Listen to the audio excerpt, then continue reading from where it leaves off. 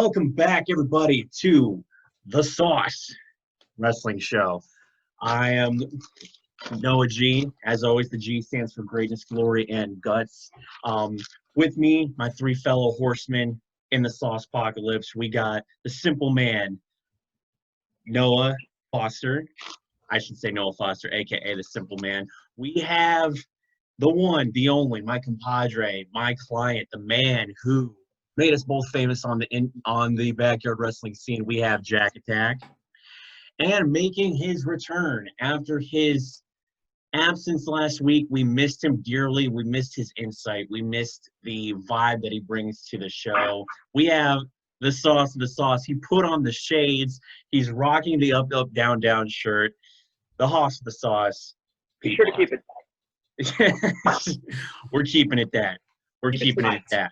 We're keeping it that way. Guys, we are riding through the midst of the apocalypse right now, or as I've dubbed it, the SaucePacolypse. All four of us have been on we've been in touch with what's going on right now. It's been a crazy week. There's been so much crap that's happened. The list goes on and on and on of all the things that have gone on here. The first thing I want to start with is talking about the social media kind of the speak out hashtag that's been trending the past few days, and how it's been relative to it. It's been highly relative to pro wrestling, and I don't know. I want to get your individual takes on this. The first thing that it caught my mind when I heard of it was the thing going on with Matt Riddle. I know there's more thoughts than that. Pete, I'll start with you, making your epic return to the ring and making your epic return to the show. So we're glad that you're able to join us. We know we understand you had to make that paper last week, but we're glad you're back. And I don't know, what you think about all this? First of all, the thing that's very unsettling about it is that we don't know how long it's still going to be going on, because not necessarily by the minute, but by, as we speak, names are continuously dropping at the hat, and we're waiting to see if more are. We don't know if more are. I mean, I went to the coffee shop I go to on a regular basis. One of my friends owns it. He's also a wrestling fan, and he was like, "Did you hear that Marty Scurll's name got added to this list?" And another name who's then, this one doesn't necessarily surprise me. It's a name who's on a professional level I've never been a big fan of, and that's Austin Aries. You didn't need to tell me that Austin Aries' name was going to get added to this list. That sounds mean, but on a professional level, he's never really been quite there. He's let the universe see a side of himself that people really didn't need to see. It's obviously cool, trying to be that guy that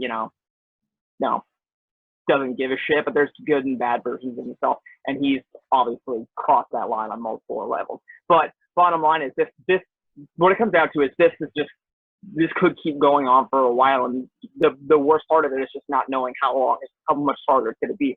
And also, there's a lot of names on here that we would have never guessed in a million years would have gone that far. We are learning a lot about the wrestling business, and it's getting turned upside down. And I think it might actually be making a lot of people question if they want to be wrestling fans anymore. And that's the worst part. That's deep. I mean, that just explains how deep rooted this is, and it just shows that I hope that wasn't too much. No. I mean, if it's getting to the point where people are questioning the integrity of the people that they are fans of, that's a problem. I mean, but I mean, at the same time, there's something can be said for the fact that these are real people, and I think we fetishize and kind of put them on a pedestal and view them with this superstardom, as they should be. But at the same time, it's they're real people. They go through real stuff, and some of them do some bad stuff, as we've been seeing. So I think we need to keep our wits about us and not excuse them because they're stars. Jack, what are your thoughts? This reminds me a lot of the Me Too movement that hit Hollywood about 4 or 5 years ago, and the sense of these names are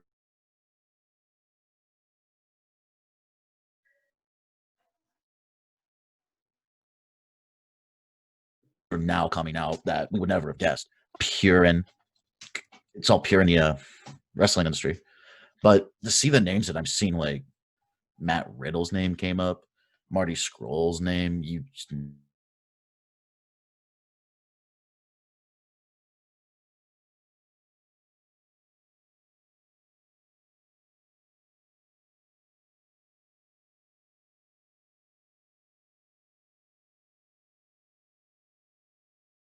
other stuff to come out because there's already so much turmoil. We're trying to use wrestling as a source of entertainment. Now we have something negative with it in the year 2020, which doesn't bode well for the industry as a whole. And I do agree with Petey.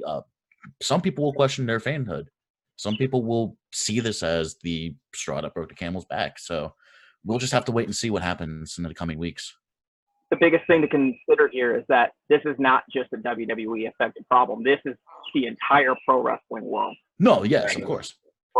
And there's going to be some fucked up people out there that say that will defend certain people because they come from certain promotions. They'll deny it, but that's the truth. It just shows how fucked up people really are.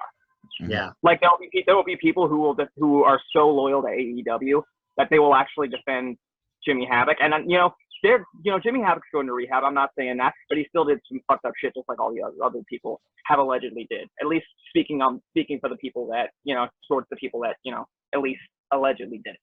Because some of them may have, some of them may haven't. That's all I can say really about that. Right. Noah.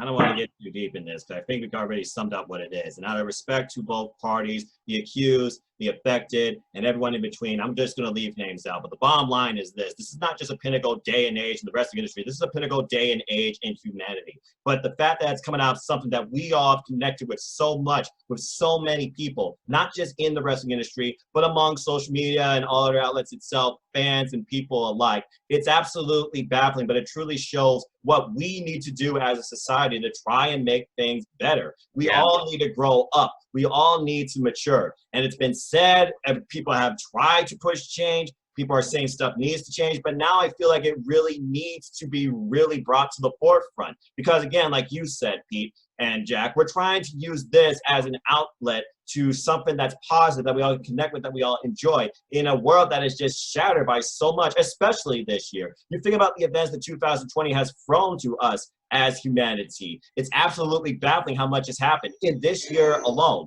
This has been by far the craziest year of my life, that's for sure. Yeah. As far as all those who have been affected, I feel it's very empowering and encouraging and a huge wake-up call, not only to those that may not have been aware of wrestling, but people who may not even been aware of how many people have been affected in and out of wrestling. Because not just wrestlers and wrestling is being talked about here, other people are hashtag speaking out too. And I'm happy to see that there are those sources out there connected with these people that are being part of this entire conversation, that are trying to find ways to A, find self-resolution, or B, create resolution for those that might be affected by this. In other words, an intervention. I truly don't know those that have been affected will ever find peace with the fact they are speaking out. But I do hope with the fact that everyone is speaking out, it can lead to something better as a whole for everybody. And my prayers go out to all that have been affected. And I hope more people support this, more people hear this, people don't shut this down, people don't ignore this, and people don't just, focus on the fact, but blah, blah, blah, I know him, blah, blah, blah, I like him, I know him. Don't think about the character. Don't think about the pedestal you put him on. Think about the person and think about us as people. Everyone should be looked at and treated equally. And this is the defining example that just right now isn't the case, but definitely needs to be. If we ever want to respect and feel the wrestling industry is going to recover. Exactly.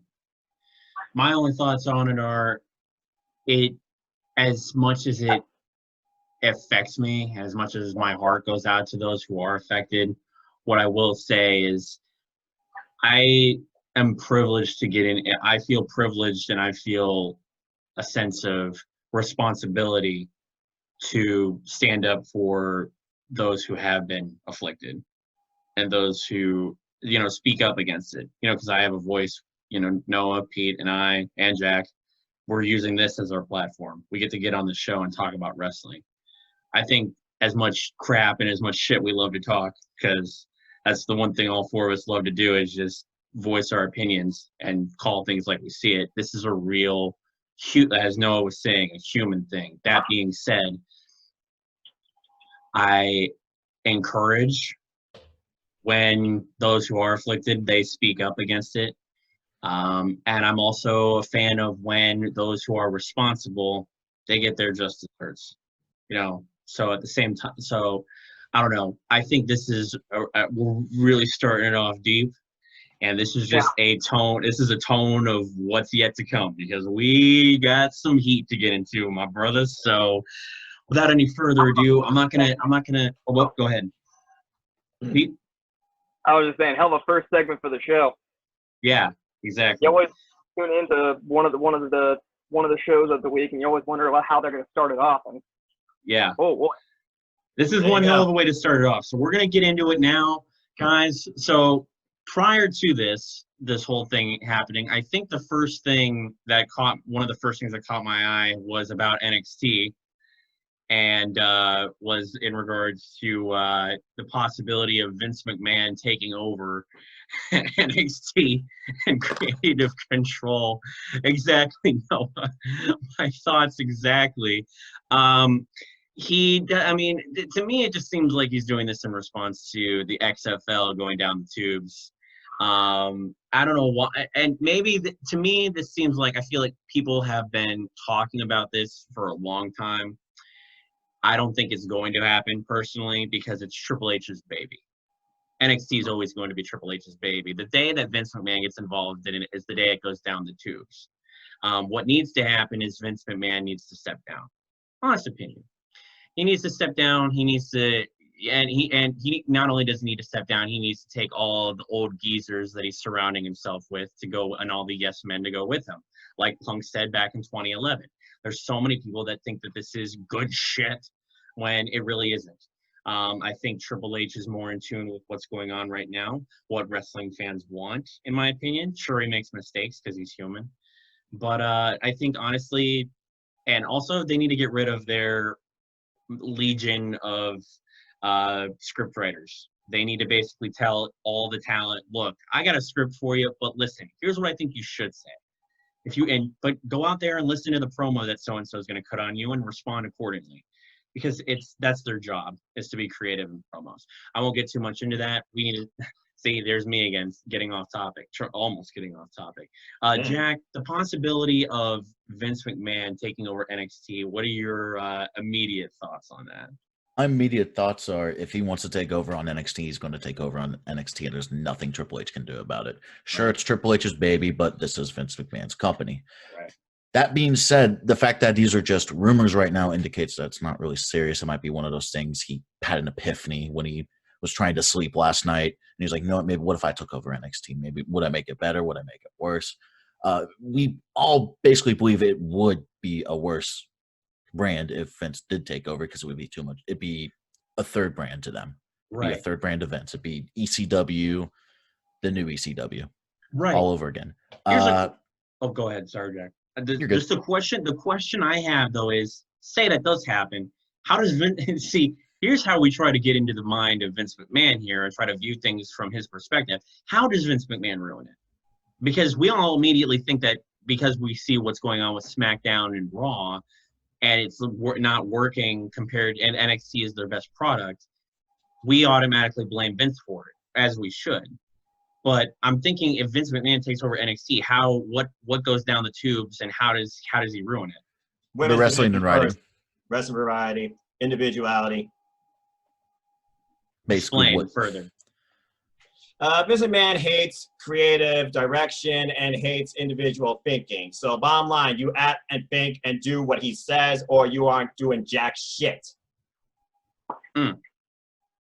Interesting. So that's no, okay, that makes sense. But yet that exact opposite thing is being taught to these guys right now in NXT. Well, as of right now, they're able to really branch out and be themselves. They're able to really show their own personality, build their own stories, and also not all their matches feel the exact same as well. When I think about the direction of NXT, when it goes to the quality of their matches and their storylines versus, I don't know, a short run pay-per-view or just thrown together match. Randy Orton, you're going to face Jinder Mahal. God help us. And then, of course, TakeOver, it builds a match like Adam Cole versus Johnny Gargano. And then you build that into a trifecta of matches that tells its own long-term storyline. Way I see it, NXT, they're always thinking ahead beyond just this night. While Vince is like, you're going to do this that night, then I'm just going to move on. You did something. Good for you. Here's a paycheck. So basically, it goes back to the old thing that CM Punk alluded to back in the day, which was, we don't really know what we have next for you. Exactly. So because they're doing this on a one-night-only basis, they're showing up for work Monday night and coming up with a plan as they go, and they're not really long-term basing things like they used to. I mean, they were booking things. I mean, Paul Heyman tells stories of back in the day of when they used to book things out from beginning of the year or like midway through the prior year till WrestleMania. Yes, like, you just hit the nail on the head. Paul Heyman, who's gone? Paul Heyman, who's in charge? Vince and Bruce. Bruce Bishop is literally Vince McMahon's bitch, his last yes man. So if the ratings tank, I don't know if he's going to fire him or finally take blame for himself. In the end, the ratings are his own doing. The sooner he realizes that, maybe the sooner the product will actually improve as a whole. That being said, you just said it right there. Look at the WWE Championship. What have we got? They had a decent run with Bobby Lashley, and then all of a sudden, we got Dolph Ziggler challenging as filler at Extreme Rules. Right. Now, in my opinion, if Jinder Mahal wasn't injured, they probably would have gone with him. But the bottom line is this, they have no long-term booking or thinking, it seems, anymore, and they only seem to be focusing more on one brand than the other. Raw has to be the A show. SmackDown is Raw's bitch. Because right now, SmackDown's locking some direction outside the Intercontinental Championship. I mean, literally, what are they doing with the SmackDown Tag Team division? Right now, it's a focus on the tag team titles. Bayley's got no competition, period. And if it wasn't for Bray Wyatt, who knows what Braun Strowman would be doing? That being said, you also need to consider the fact that right now, you look at Raw, what's more direction being put into? Goofy shit. Look at what happened with the tag team division, okay? They had these little big guests, did their own thing, then they had a short match for the titles. Done. Right. Now, who thinks I'm crazy when it comes to bringing Shayna to SmackDown? Not me. I don't know about you guys, but I honestly think Shayna Baszler should go to SmackDown. If you guys can hear me, good for you. If you can't, it's because my Wi-Fi sucks shit. So anyway, as we were saying, Raw and SmackDown are shitty, and NXT is the best product. So Vince McMahon should not get involved in NXT. For the love. Okay, there's the first crapper.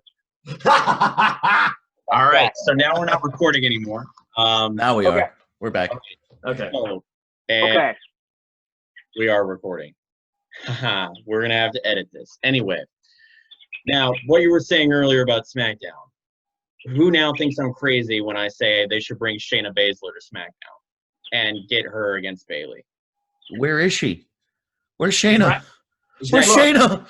She's right now doing her own thing. Maybe doesn't want to work under McMahonism right now. I mean, Kevin Owens, he did the same thing, and look at what they're doing right now. It's like he doesn't exist. Do you think she's one of the talents that Kevin Owens decided didn't want to work under the he found out there was a positive test at the Yeah.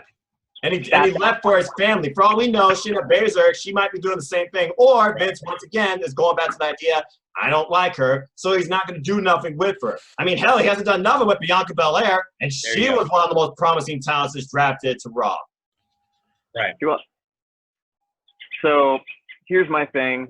As far as the rumors about NXT getting taken over by Mr. Vincent Kennedy, man, here's my question. When these rumors first started surfacing, can anybody tell me off the top of my head, and this is a serious question, what the sources were for these rumors? Probably Ringside News, but you take that with a pinch of salt because they always have a very unbalanced track record. With so the rumors with Vince McMahon taking over NXT, you said, are for Ringside News?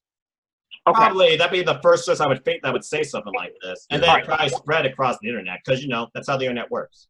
Point I'm trying to make is, I don't know about you guys, but I have been hearing rumors about Vince trying to take over NXT since the time that they announced NXT was going to USX. And I agree. I remember. It hasn't happened yet. So I'm past the point of actually acknowledging those rumors. Yeah, but as Noah put me on the spot, I was just talking about the creative flows and how that affects the presentation of the product and the morale of the talent. Because again, it sounds like everybody else is trying hard and enjoying what they're doing in NXT versus, I don't know, Raw or SmackDown. Right. For all we know, I mean, people talk about Vince McMahon taking control of NXT all the time. Let's just face it and call a spade here. Vince has his dipping his toes in everything. Now, whether or not he's going to have a majority of the control in NXT, or whether or not he's going to be doing the same thing he's doing on Raw or SmackDown, neither here nor there. I think hopefully Vince McMahon has come to the logical conclusion that what has been working on NXT thus far is what he wants for his product, because it's the most successful product. So he should honestly, and this is neither here nor there. I neither mean respectfully or disrespectfully to Vince McMahon. He should stay where the fuck he is. You know, stay in your lane. Don't put too much of because before, you're dipping your toes in the water here, Vince. Before you know it, you're going to be putting your whole foot in, and then you like how that feels, so that you're going to be putting your whole up to your knee in, and then before you know it, you're swimming. So Vince, just stay in your lane, keep your foot out of the water, okay? Vince McMahon doesn't seem like the guy that would know how to swim. This is the guy that doesn't know how to use a digital phone. This is the guy who was baffled when he learned about the UFC and how they were introducing the women's division in the UFC. They're going to have women in the cage? What? Like, yeah, of course. And because of that, they had Ronda Rousey. That's a whole other topic completely. Bottom line, Vince is out of touch. Stay away from NXT. Yes, let's keep it that way. As far as as far as Bruce, I keep hearing all this stuff about like how Bruce Pritchard was like failing on SmackDown and everything, and I'm not disagreeing with you on that. Like what bothers me about it more than anything else is who was like one of the main spearheaders as far, I don't even know if that's really a word, but of creative in TNA's best years. Bruce Pritchard. Like Bruce, the reason TNA was as successful as it was in the year like 2003 to 2007 was because of Brother Love himself. And then I see but it's because Vince, has a leash on his ass. It's really because it's like all it is a title. When I think of guys who basically Vince has a leash on the most, I think of Bruce Pritchard. I also think of Michael P.S. Hayes. I think of him as well. When I think of some of the good shit that has been come up with, I feel like they're sitting in a room and they just have to say yes, Vince, otherwise they get fired. So, I mean, we talked recently about that conversation that him and Paul Heyman had on the plane that led to Paul Heyman leaving. Yeah. And Jack, you this was on Twitter, so you may not have heard about it, but basically, do you know about that conversation that in 2006, right before the ECW pay-per-view? Yep, they were on two completely different pages from what I understand. And ECW 2006 One Night Stand still stands one of the best WWE pay-per-views ever. It was when Bobby Lashley won the ECW title. Yep, I remember that. Yeah, it was an elimination chamber with weapons. Like people can shit on WWE's ECW all you want, but that's still awesome. That match should have been so much better than what it was, though. And yet, that's one of the worst pay-per-views in WWE history. Yeah. But wait, time out. Wait, how can you say that it is one of the best and yet one of the worst? Because I was referring to ECW's One Night Stand. He's talking about December to Dismember. I'm talking about the chamber match. Yeah, that's not December to Dismember. That was like the death note to ECW. So, Jack, basically what I'm talking about is how after getting, having his spot basically taken away for doing everything right, a similar conversation could basically happen minus a plane. A plane could easily be involved. And Paul can end up leaving. Now, that part I'm not necessarily curious about. The part I'm curious is how long would Brock stick around if Paul wasn't there? He wouldn't. I don't think he would. Good point. What? No. Again. Like, it's like, and I wouldn't want him to. Yeah, I don't want to hear Brock Lesnar talk. Yeah. No, here's the thing. Here's my thing with Brock Lesnar promos. I think they're cool when they happen on very, very rare occasions. And, Yeah, and it's a rarity when he actually talks because he has his advocate speak on for his behalf. It works so well. Here's the thing that Brock Lesnar does with promos that everybody who is not good at promos should be taking notes on. And I've seen this in brief hints with certain other people. Quick, to the point, no long speeches, no changes in what do you call it? Inflection. Demeanor. It's quick to the point. Roman Reigns got in the ring at the same time as Samoa Joe, and this was when Brock was, I think, Universal Champion. Roman Reigns says he deserves a shot. Brock takes the mic from Paul and says, "You think you deserve a shot at this? You don't deserve shit, buddy." Like, and it gets bleeped out. Like, it was like, that was awesome. And I'll compare it to something on NXT. Rhea Ripley comes out of the cuff, out of nowhere, and this is during Shayna Baszler's NXT title, women's title run, and literally says, "You think you've beaten anybody? You haven't beaten me, bitch." Like, it's quick, to the point. Rhea Ripley again. Becky Lynch comes back to NXT. Yes, I was waiting for you to talk about that. Rhea Ripley comes out again, says, "You think you're the man? Let's see if you have a set of balls." Quick, ring the to bell. The point, and ring the bell. Like, Brock does that. Brock does that great, and he picked up the mic. Like, so the moral of the story is, like, he cuts shitty promos. Yeah, but it's good sometimes. Oh shit, things are going down moment. But if he talked on a regular basis, you wouldn't have that. It's not special if he does that. No, he doesn't. He loses his mystique. Mm-hmm.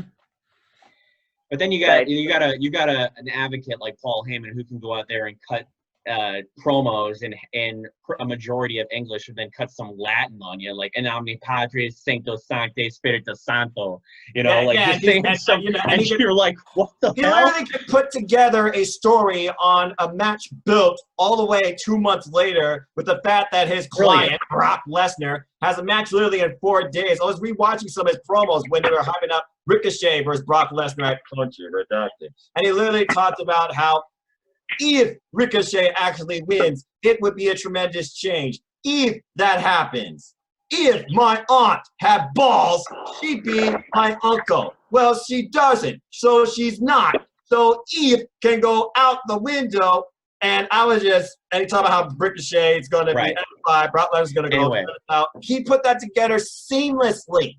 He has a master craft at promoting.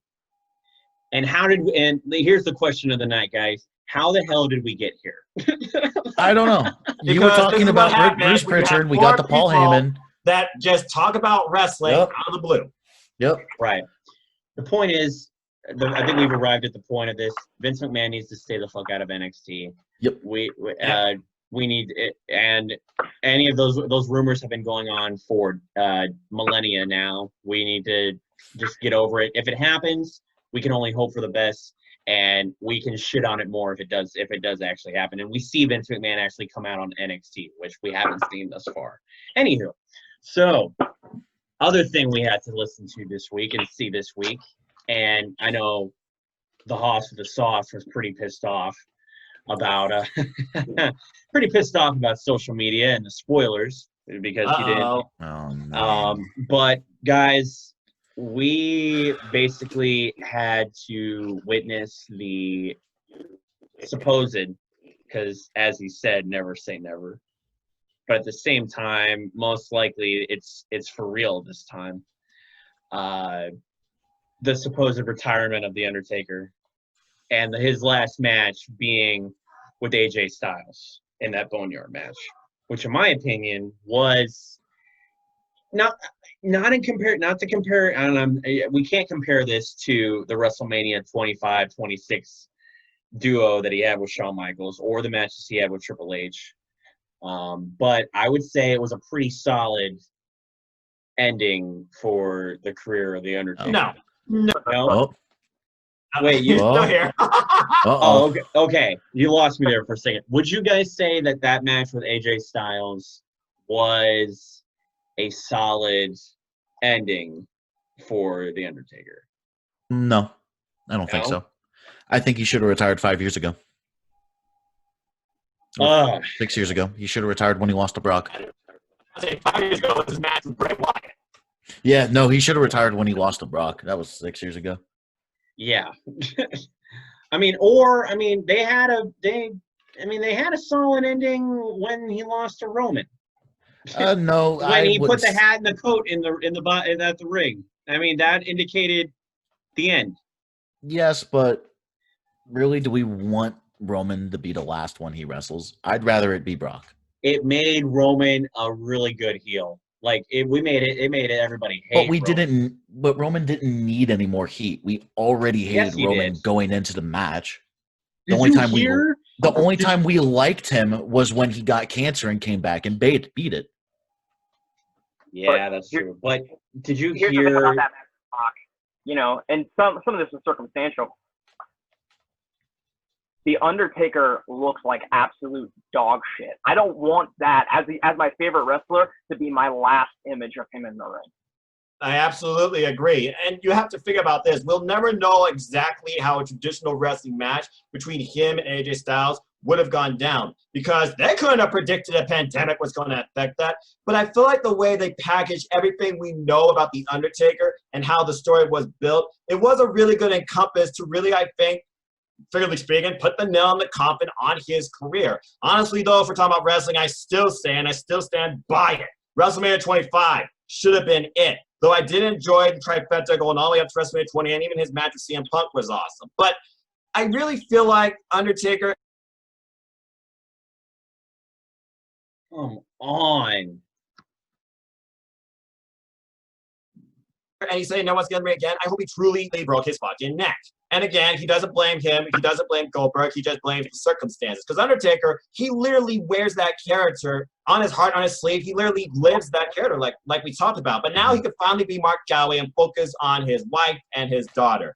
As far as him never showing up again, highly unlikely in all likelihood, because there's no way WWE's going to keep us away from at least Mark Calloway. You know he's got to be getting some sort of special going into a Hall of Fame some point in the near future, if nothing else. But as far as the Undertaker character, I hope it is truly retired. I've said this before. In my perfect world, the Undertaker would have retired at WrestleMania 28, going 20-0. Like passing the torch is cool and all, but it seemed like the way they ended that whole thing with them walking up and hugging it out and all that. Each other, yeah. Seemed like the perfect. Now after that was no longer an option, seeing the direction they went with everything, and part of this was just the story they told on the last ride and everything with this whole thing about it being the perfect combination of the Phenom and the American Badass. And himself, Mark Calloway. The unholy trinity was really literally him. I like that. I was expecting a freaking Acolyte reunion or Spotlight or something. No, it was literally him. So, and another thing. So, I watched part 5 last night when I got home from my vacation, and I watched it with my brother because growing up, I always watched all the stuff with him, and when he was we were watching and he noticed that it was like a cinematic thing because of all this, he asked me, and I quote, "Did them doing it that way ruin it for you?" I had to think about it. I did have to think about it. And I said, I gotta say no. It might have for a minute, but at the same time, it's like, this was a side of the business that this company preaches they're all about, and now they have to put up or shut up, and they have to be. It's literally defining themselves for their their world wrestling entertainment. This was literally nothing but an entertainment story. And in the end, it gave everybody, as fans of The Undertaker, what they wanted, and more probably. This is Vince backing up his phone call with Ted Turner 25 years ago. Yeah, exactly. I remember he's like, "Vince, I'm in the wrestling business, so I'm competing with you." Well, here's the thing: we're not competing with each other. You're in the wrestling business. I'm in the entertainment business. And now it seems like it's gone truly to fruition and it's been a standard now for every pay-per-view since WrestleMania. It might literally be the company's future direction, but honestly, I don't think they're ever going to do better than that Boneyard match, just with the scope and the amount of story put into it, especially when you consider this is Undertaker encompassing 30 years in a 25-minute spectacle. Right. Yeah. I would only combat that with what we've been getting recently between Randy Orton and Edge. No, I wouldn't even combat it with that. I'd combat it with the Firefly Funhouse. Firefly, I mean, yeah, and again, those are two different presentations. Firefly Funhouse was like a friggin' time warp or something. Yes. But it did show a time warp acid trip. Yep. Yeah, exactly. But it did show this idea of John Cena being the guy to bury everybody. John Cena, if he ever were to turn onto the company, he could be a top guy in any company. John Cena being the former boyfriend of Nikki Bella. Yes, I remember that Bray Rogers did sing the theme. You had to bring that note up, did you? Thank goodness they didn't do more than that. God. I love that. And then the NWO. Give it up. Yeah. The NWO and the did you guys see Eric Bischoff's tweet about how he was in the main event of WrestleMania and he wasn't even there? Or in the semi-main event of WrestleMania and it wasn't even there because he was being portrayed by Bray Wyatt. I thought that was pretty brilliant. I agree. That was all. If this was all Bray's idea, like, why aren't more of the guys given this freedom? Like, come on. Like, I mean, do they not trust the talent with their with what they have? Like, I don't. To me, I don't want to get into that. The point is, we're getting off topic again with the Undertaker and the Last Ride. I think we want to see him at his best, and we want to see him with those grade A matches. But I think recently we've been shown that the only way for him to perform to that capacity is in this cinematic. I mean, well, I don't know. To me, it just seems like it's gotten to that point where, unfortunately, like, because as Stone Cold or whoever mentioned it, like, Father Time catches up with all of us. And for him, but Triple H says chasing the dragon. How long do you chase the dragon and you feel like you finally, you caught it? Right. I'll be honest with you. I don't really see another reason for Undertaker to have a cinematic match unless it's literally against Bray Wyatt. That's the only other one I could see him doing. Well, I think we're leaving out. I don't know why we're leaving out AJ Styles and all this. I feel like he was a giant factor in making this match good. Oh, definitely. I mean, in postmortem, he discussed how, again, Undertaker, let's do this. It was subtly jab. And at one point, Michelle McCool talking about how AJ Styles' promo after Country Redacted literally made Michelle McCool kind of hate the guy. And Michelle McCool reached out to AJ's wife about this, too. And of course, AJ's wife was aware of this because, again, family and promos, kayfabe, dead and all that stuff. But yeah, AJ Styles really added that idea of attacking not only The Undertaker, but Mark Calloway, the person himself. And it really led towards the way the Boneyard match played out, made it feel that more serious, that we wanted Undertaker to literally bury AJ alive. But yeah, again, the title was hashtag Thank You Taker. Bottom line is this. I truly hope he lives the rest of his life now as Mark Calloway away from the WWE. But here's the thing that they tease. You saw the video, if some of you saw the video package of him shaking hands with a few of the NXT talent, we might be getting the end of The Undertaker, but behind the scenes, in regards to his impact to the wrestling business, I feel like this opens up a whole new can of worms because we're going to get people who are able to listen and hear him. Mark Calloway, the man, might be on the verge of really working with the NXT talent, which is something that NXT needs, and which is in contrast to what NXT doesn't need, the footprint of Vince McMahon. So if Undertaker's able to do his friendship tricks, because big guys handle stories with little guys. Did you guys catch me again? Did you guys lose me again? Son of a fucking. You're good. I hate this internet connection like a motherfucker. The point I was trying to make was I think that if Mark Calloway, the man, not The Undertaker, the character, if we get Mark Calloway, the man who's behind the scenes working with the NXT talent, we're going to get NXT talent better than we've ever seen before. Most likely. And if Mark Calloway is able to work with the NXT talent, then we will also see hopefully less of Vince McMahon, because not only will we have Triple H, but we will have a friendship between Mark Calloway and Vince McMahon. And hopefully Mark is able to be like, hey, Vince, me and Hunter got this. Me and Paul got this. And to make it more real, that's Triple H's real name, if you didn't know. Yeah. Me and Paul got this. You're good. You can stay over there with Michael P.S. Hayes and Bruce Pritchard on Raw and SmackDown, the B shows, while we're handling the and Johnny Ace. Yeah, see. You know, I'm surprised you didn't bring heel. this up. You do bring a very valid key note on this when you think about the one other guy that's really been involved in this entire thing, Vince McMahon.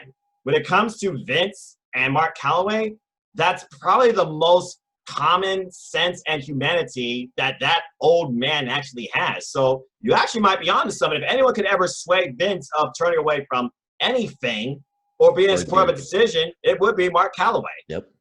There we go. That's what we need. All right, boys.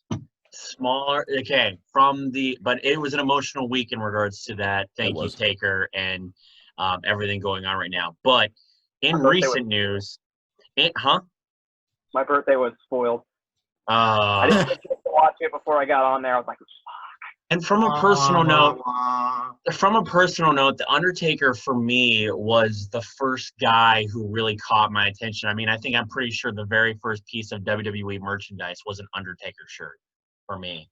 Like, this was a guy who just, for me, it blew my mind that this guy, the lights would go out, you'd hear the gong, and then he'd show up in the ring, tombstone a guy, and then the lights would go out and he's gone. Like, yeah. I mean, like, just the character, a character will never, ever be as good as The Undertaker. And it's why he's been put on so many people's Mount Rushmore. I mean, he's the epitome. He's the business. And here's another hot take.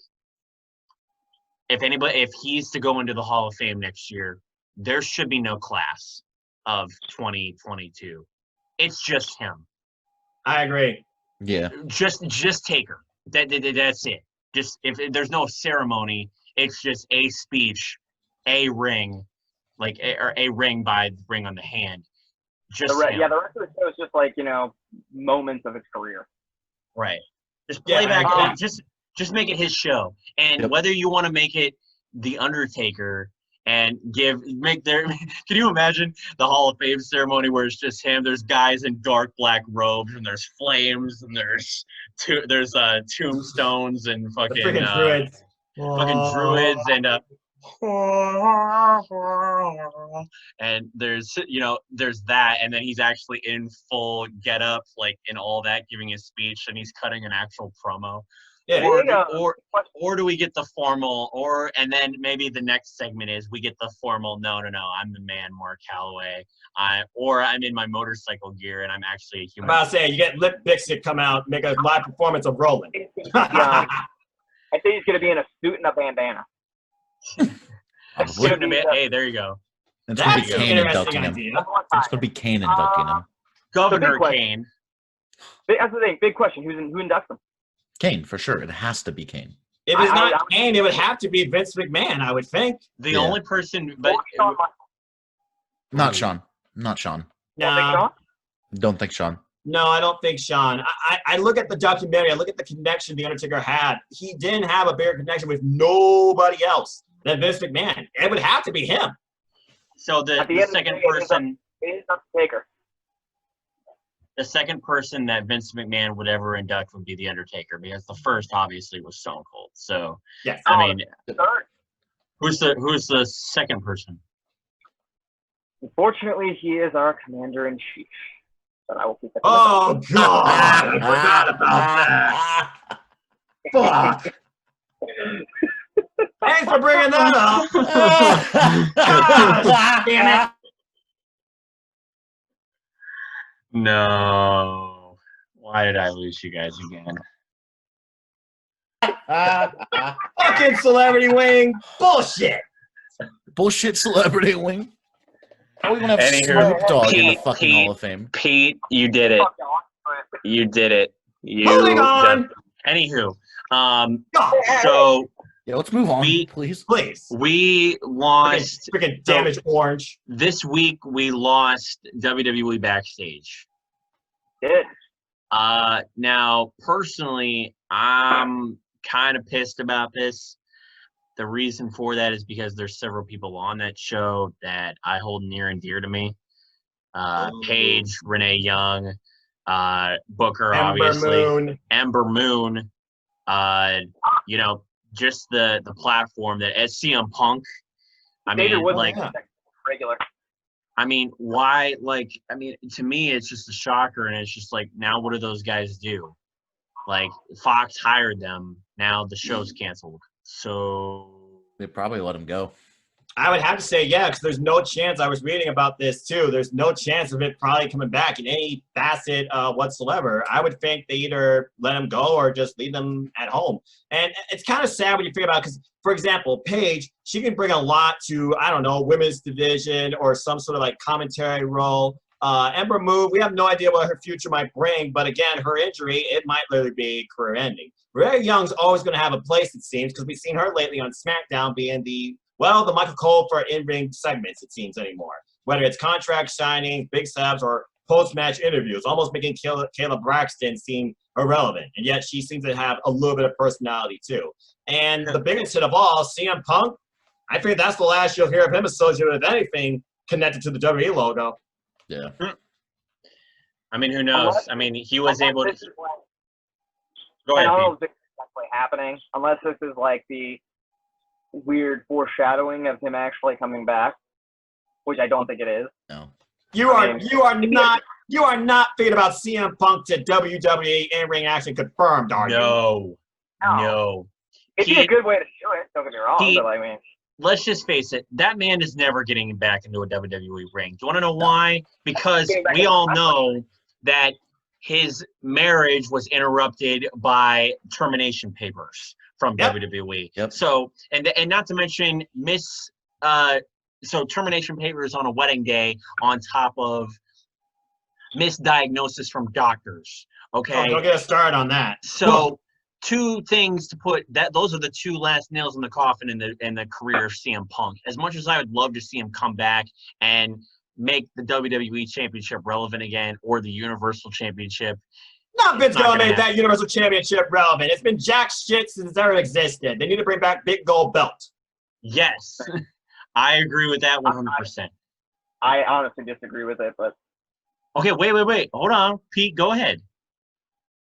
it's just there are certain things that are better left in the past so that their legacy is not tarnished. Well, then you need something as good as it because what the hell is the Universal title proved, stood for, or actually done? You know, honestly, that championship was never the problem. The problem was Brock Lesnar. It's as simple as that. Finn They didn't Balor. want to give anybody else a chance to carry it. Finn Balor in his one-day reign made it relevant. Kevin Owens after that, so it, you know, it was Goldberg. They just used it as an excuse to have another title on another show. Okay, that's all they did. That's why they put the Raw. That's why they put the red strap on it. And now it's blue. I never had a problem with the red strap. That's the thing. It was only because they decided that no one else could hold it but Brock. Hmm. That was the only problem with that title. It's the Universe's belts. Look, Anyway. Brock Lesnar doesn't give a shit about the Universal title. He literally came out on a Raw with a fake version of it. Enough said. Can we get a show with a Sports Center like feel to it that like we had with Backstage? Because to me it was very Sports Center-esque. It was there was a Stephen A. Smith vibe. I love that guy. People will give him shit all day long, but I love Stephen A. Smith. There was a show on the network that was very similar to that. It had all the categories at the top. It was hosted by Peter Rosenberg. Most of the time Corey Graves was on it. Every now and then they had another guest. It was called JBL. It was off the table. I know exactly what you're talking about, and that was extremely short-lived. I personally really enjoyed it. I was bummed it didn't last that long, but I thought it had a very pardon the interruption kind of feel. But it was a little humorous at times. I mean, hell, they talked about how they said structure like 64 times back at Battleground 2017. So much. That was the Like, best. stop the damn tape. Yeah, that word. You're a dick. The point is, so with specifically the person that I feel the most like concerned for, obviously, is Paige, because I've spoken highly of her on this. I will continue to speak highly of her on this. I'm concerned and just hopefully what I'm hoping is that WWE in this regard can concoct a spot, whether it's because they brought back Raw Talk. I mean, so now give SmackDown a show, and Paige seems to poke. Huh? We need Talking Smack. Paige, exactly. We need Talking Smack. Paige and Renee back on Talking Smack, and we need just live promos from everybody. What I really want to see is they get Sonya on there. We get Sonya on there with Renee and Paige, and Sonya's able to cut some live promos on Mandy. I got a better idea, but because I'm pushing Sonya Deville right now. If anybody is going to go up against Bayley for that SmackDown Women's Championship, it's Sonya. If it ain't Shayna coming out of the woodwork, showing up on SmackDown for no goddamn reason and getting traded, it's Sonya Deville, because Mandy sure isn't going for it. She's too busy messing around with Otis. So it's logically it's Sonya Deville being like, "Look, Bayley, you're a cocky, arrogant shit, and I'm calling you out for the championship." Why is my Wi-Fi freezing? Come on, buddy. He's still here. We go. It's still so if there's anybody that's going to call out Bayley for the SmackDown Women's Championship, it's going to be Sonya. Okay, and what better way to declare that than bringing back Talking Smack? That's all I'm going to say on that. I honestly would love that, but I have an even better gig for Paige. And what's that?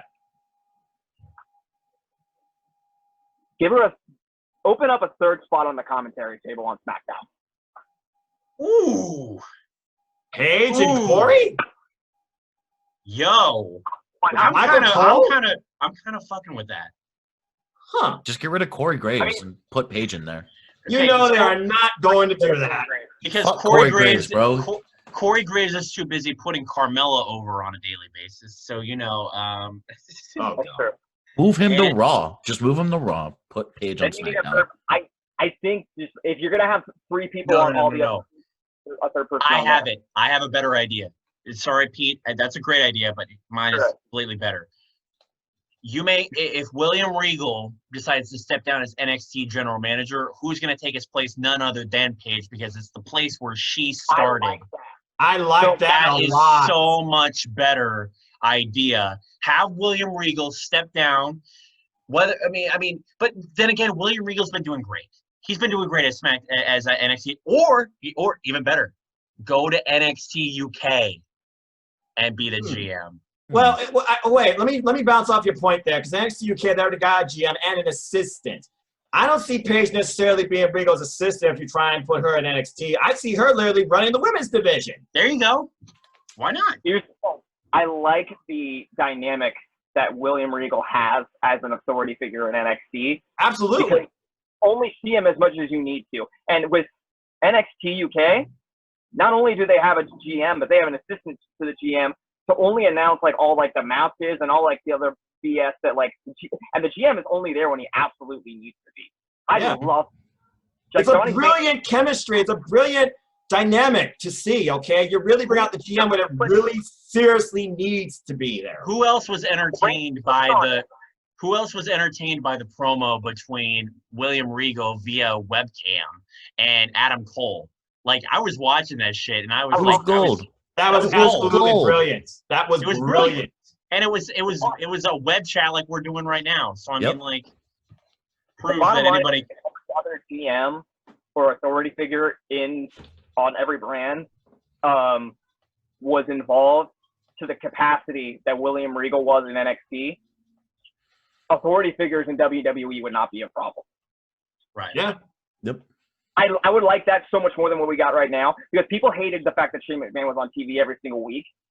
But I also don't like the fact that we don't have authority figures and all. That to me is so unbelievably unrealistic. And that just leads to a wild topic here. If we're just spitballing here, maybe we need like real GMs back in control to guide what the wrestlers might be doing without involving themselves. We don't need necessarily Eric Bischoff. I feel that was overkill. Teddy Long, he made tag team wrestling mattered. And don't get me started on people power. God help us if that ever returns. No, but that's not even the worst. But Noah, guys, that's not even the worst of it. I mean, we had the Mike Adamle era, which was even worse than People Power. So I mean, that made me sick, dude. That made me sick. I got you. Come on, man. You gotta warn me before you say something like that. That's not a pipe bomb. That's a nuclear warhead.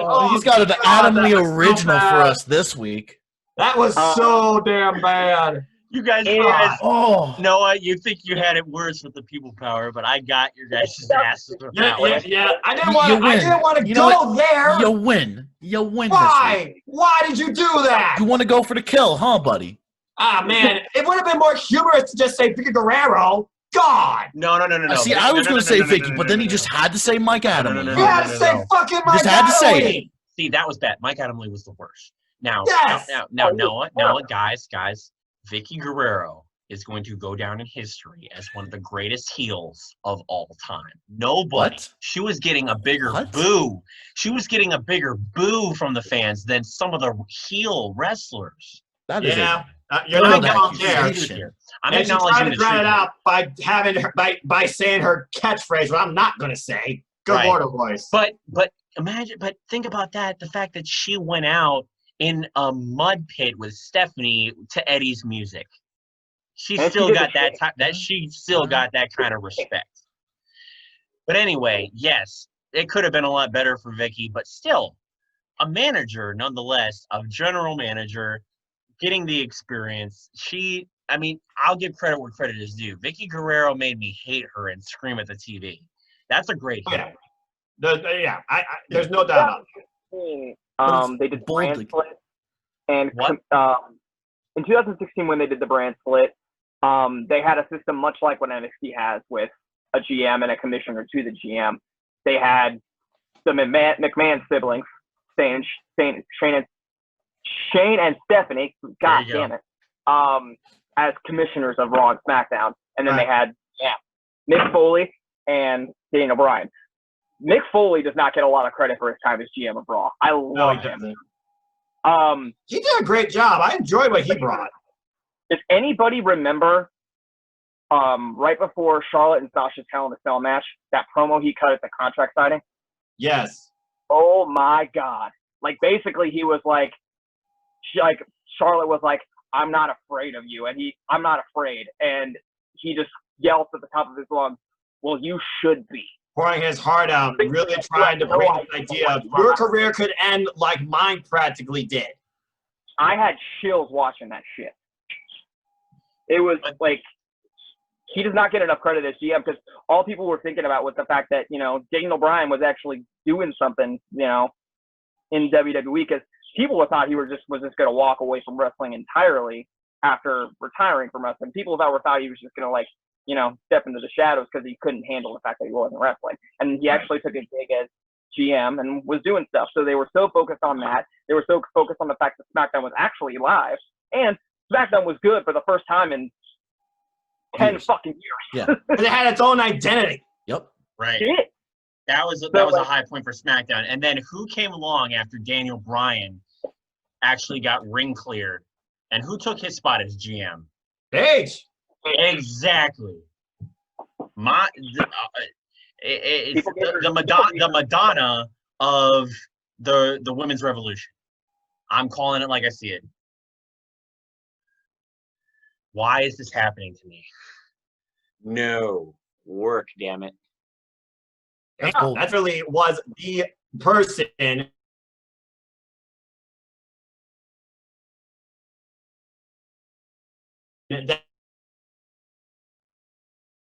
I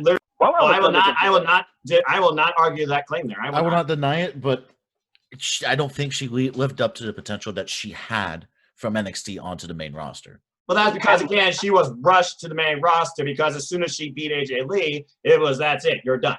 Yep, you're done in NXT. You got to be on the main roster, and we're going to book you like a little bitch. Well, I mean, her and AJ Lee, they had good chemistry. They had good chemistry, but we're forgetting the matches with Tamina, the Naomi matches, the Cameron matches. Those weren't good matches. Tamina had been irrelevant for years, and Tamina somehow still with the business. Yep. Since we're on the topic of, the brand split, I don't know about you guys, but does anybody else miss brand exclusive pay-per-views? Yes. I personally do, but I miss them the way that they used to do them, 15 years ago. See, what they did when they brought back the brand split was that they literally had 2 pay-per-views a month. Yep. What they did 15 years ago was literally they traded off pay-per-views every other month. Yep. Exactly. September did a pay-per-view. September Raw did a pay-per-view. Then October SmackDown did a pay-per-view. Eventually, you got to one of the the big 4. And what that basically did was it made it so that if you went through a month where if you didn't have a pay-per-view, TV-wise, you had to step the fucking game up. Yeah, it actually encouraged competition and everybody to raise their game, not only for their brand, but for themselves.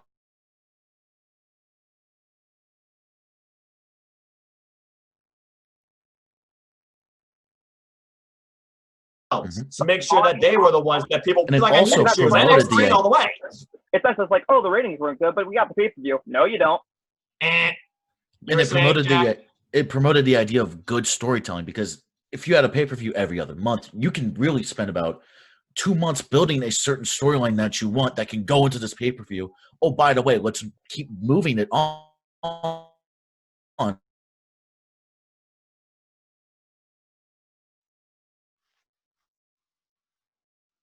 to the big 4. By the way, let's just recap talent. That's what I want to see. I want to see actual internal competition. Make me actually invest in a brand besides NXT. Truly show me something. Because Survivor Series last year, I still will say, is one of the best pay-per-views they've done in years, top to bottom. One of the best matches I've ever seen on SmackDown happened when they were building up to a Raw pay-per-view, and it was an Iron Man match between Brock Lesnar and Kurt Angle for the WWE title. They couldn't build up to a pay-per-view because they didn't have one. No, so but they gave you a pay-per-view quality match. Yep. Yeah, they used the TV time they had. It's that simple. Right. You work with what you got. Well, AEW is trying to do that anyway, so it's nice to have something nowadays that does do that. But anyway, we went way off topic because the thing, we started talking about brands, we started talking about GMs, and then Noah talked about his favorite woman. But wasn't there another woman you wanted to talk about today? So I can talk about my fanboy, my fandom of Paige and my loyalty to her as a human being, because let's face it, there's real stuff. There's real stuff there. Let's talk about the fact that yet again, Charlotte. Yet again, we are talking about Nia Jax. Yet again, bro. Yet again, bro. The heat has been turned up yet again, oh, even higher. And I cannot help but agree with the fact that, okay, thank you, Noah. Charlotte, yes. So Charlotte has a match with Asuka. And yet it's Nia Jax who gets the last say, and she's the one. Oh, here we go. I'm not saying Asuka's not to blame for this. What, bro? She doesn't even need to be in the match and she injures someone. Right. How does this happen? How do we keep letting this happen? I came up with a perfect solution for Nia Jax, but personally, right before I even get into that, we need to address the situation, and it's the Nia Jax problem. And I'm going to start with Noah on this one, and then we're going to slowly work our way back to me. We're going to go from Noah to Jack to Pete, and then back to me, because I have a perfect solution for this Nia Jax problem. But Noah, you go first. How many times we talked about Nia Jax and what they need to do for the sake of the entire locker room's well-being and safety, but also somehow salvage something out of what she used to have in NXT, which was her actual best days. Honestly, I feel like we're just hitting a broken record here because we keep saying the same thing over and over again. What do you need to do to solve the situation? Send Nia Jax back to development. She needs to fine-tune herself. Why some think it's impossible. But she does not belong in the main ring right now or be a main centerpiece in your title pictures. She is not well maintained. Her in-ring quality of matches that she used to have from NXT and has constantly dwindled. She is constantly causing headaches, migraines, and that's just mental factors, but also injuries that have really affected people as a whole. I honestly feel like there are people on the Raw Women's division that refuse to work with her for the sake of their own safety. And this is just my opinion. I don't know what goes on behind the scenes. I'm not Ryan Satin, okay? And Ryan Satin would never tell you this either. Nor would Sam Roberts. Nor would Peter Rosenberg. Hell, nor would Corey Graves. I feel like Samoa Joe might give you some sort of clarity, but again, he is also working at Vince McMahon, so this will never show up on Raw Talk. I'm surprised Nia Jax hasn't shown up on Raw Talk either. But the bottom line is this. Take Nia Jax off Raw. Take her away from in-ring action. Get her fine-tuned, or you sooner or later won't have a women's division because they're going to boycott the hell out of you for. That's all I have to say for now. Now let's go to Jack with news. Jack, Let me tell you a joke real quick. Someone who basically started the anti-Nia Jax campaign on this show. Jack, we'll go to you. Boy, it really sucks being right all the time, huh? So, let me open up with a joke for you. I looked at Nia Jax. My eyes hurt. I'm blind now. That's what this basically boils down to. Do I need to go over the list of names she has injured again? I don't think you do. No. But I'm going to anyway. Ember Moon.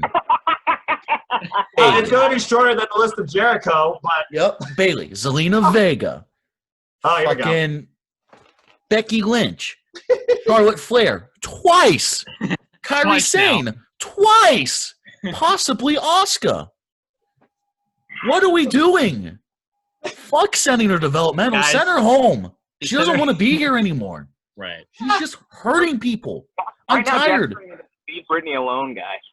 I'm tired. I'm sick and tired of seeing this fucking bitch on my screen. Holy shit! I'm so tired of it. God! I'm sick and tired of her being in the main event picture. I'm sick and tired of her getting title matches. I I'm have sick the and tired of her solution. of flipping, fucking opening her mouth and speaking when she doesn't deserve to speak anymore. You have hurt so much top talent in this company that you are now a liability, and I don't fuck with liabilities. Go home. You're done. You're fired. I'm done with you. I don't want you in my company anymore. I don't want you in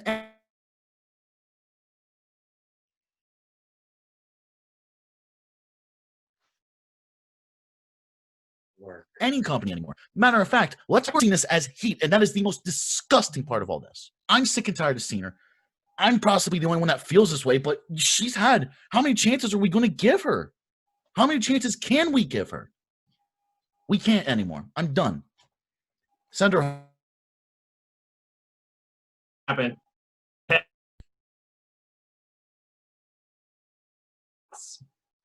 Pete, do you have any? Wait, so Pete, do you have any additional thoughts on the Nia Jax? I mean, we need to. I guess I have a solution to all this, and I don't know whether you guys are gonna think I'm fucking brilliant, or if you think this is just gonna be a complete wash and it's gonna be shit. But I quit Pete, match. you go. Pete, go ahead. Right. This is one of those moments where I say to myself, God damn, I wish I had something stronger. For the sake of both of us, I'd be right there with you. I'm drinking whiskey as of right now. So you guys are all set there. I got the strong shit. Why is my Wi-Fi being a piece of shit? Got a DD, boys. Yeah, I'm a little bitch. So before, when we were Simple Man, you weren't here for this little part of it, but when we were doing like our little test run about an hour before things went down, Our production meeting. Right. Yeah. I was hoping my mom would stop. And sorry, I'll be at the next one. You're We'll good, bud. excuse You're good. For the We'll sake excuse of just saying it, I just looked at Jack and I said, Jack, I'm on your side now. I appreciate it.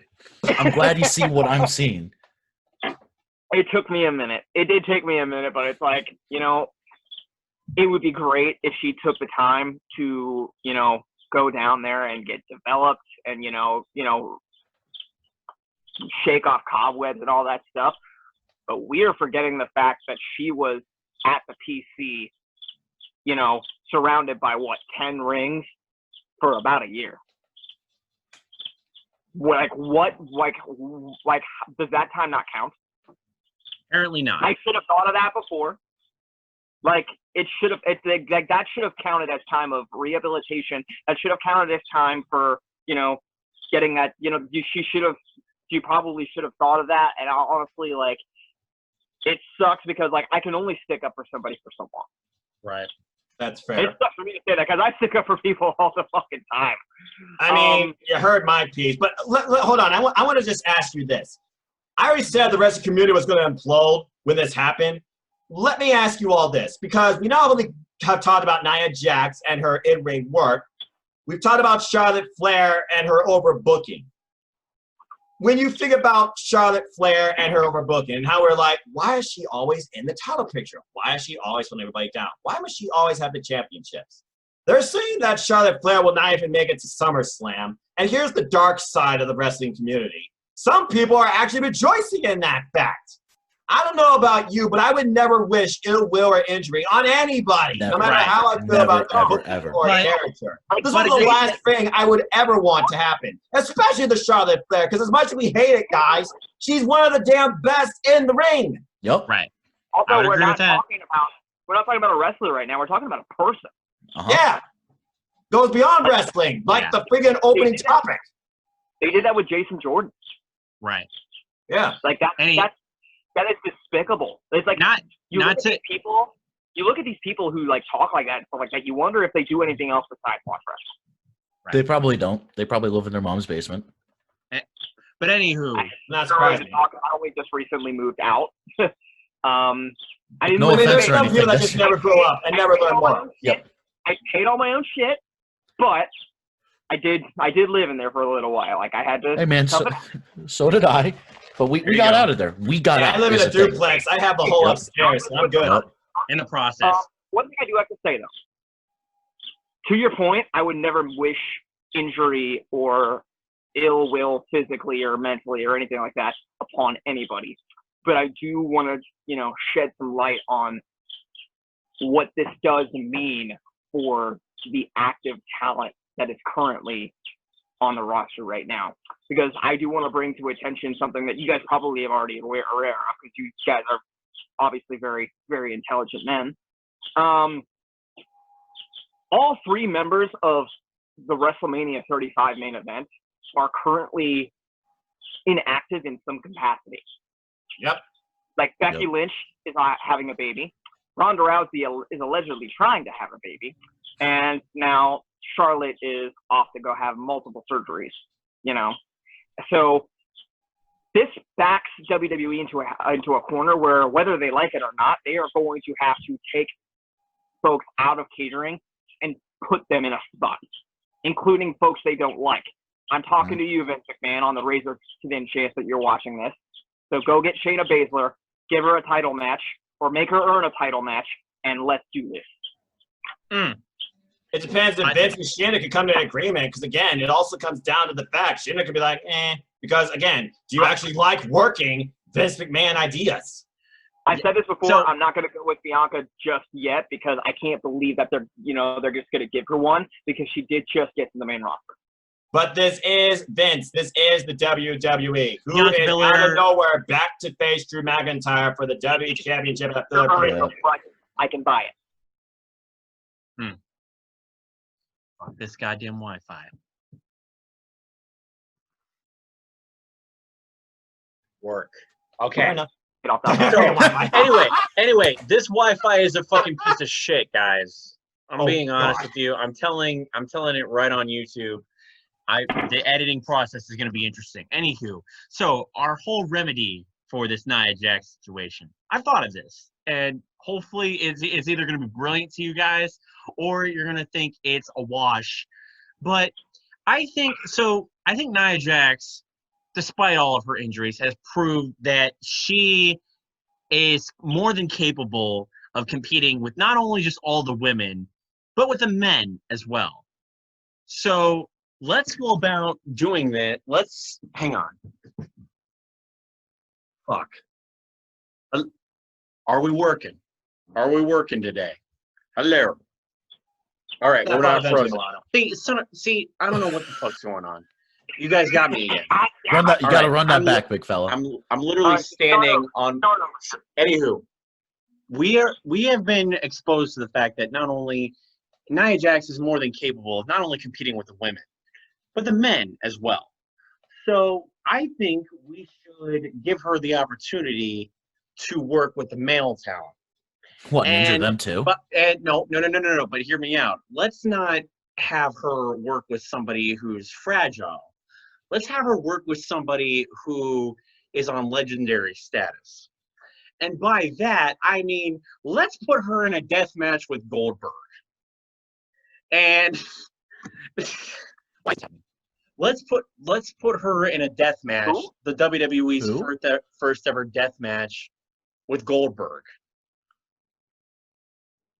Oh, God!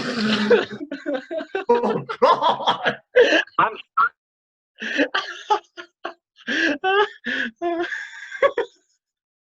The fact that you guys are reacting like this, you guys think I'm insane. Did you? You had to do that. You built me up. I thought you peaked at Mike Adamle. Okay, but the thing is, just hear me out. No. WWE could take you said someone that's not fragile. You're going to say Goldberg? Yes. Why not 50-year-old man? Let's put Nia Jax. Let's put Nia Jax with somebody else who injures people for a living. And why are we promoting that? Because it's called a death match. One of them is not leaving the arena until one of them is dead.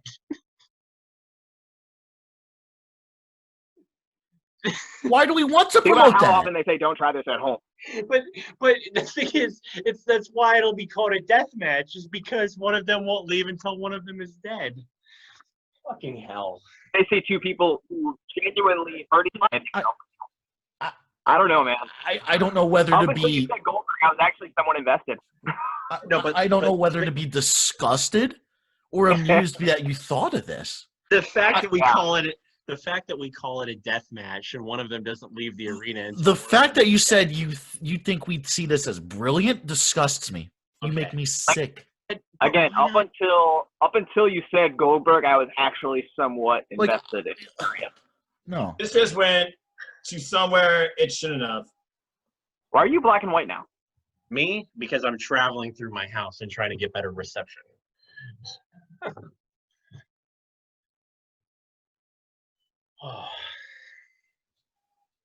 You really said Goldberg versus Nia Jax in a death match. I can't believe you said that.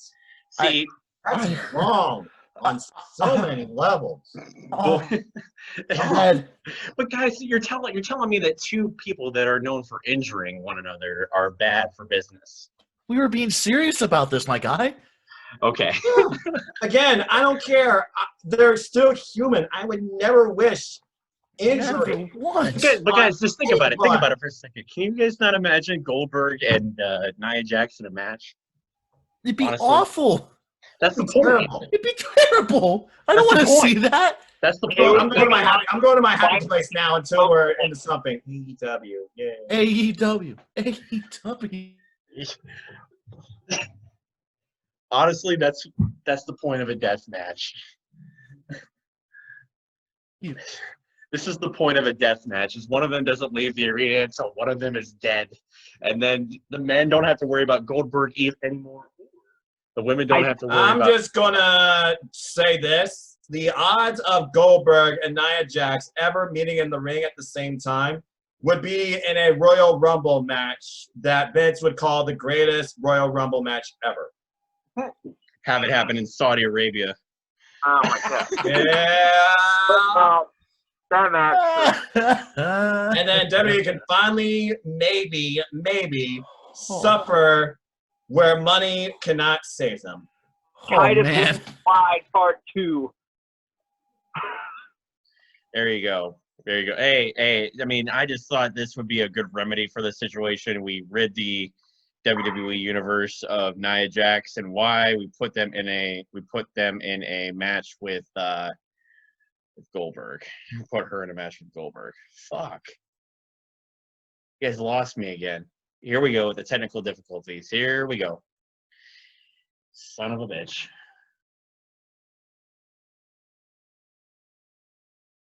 Fuck. No. I can't believe I'm actually still here. We're still talking about this. Again, AEW. Oh, hell yeah. I love the Austin shirt. I could probably beat you in a video game, Pete. Can we move on? Can we move Please on? let us move on. So No more Nia Jax. I don't want to talk to her. I don't want to talk about her ever again. okay, Yeah, can we officially just put that in a vault, in a Let's box, just kill it. in a volcano, in a safe, underneath the earth, never to see the light of day again?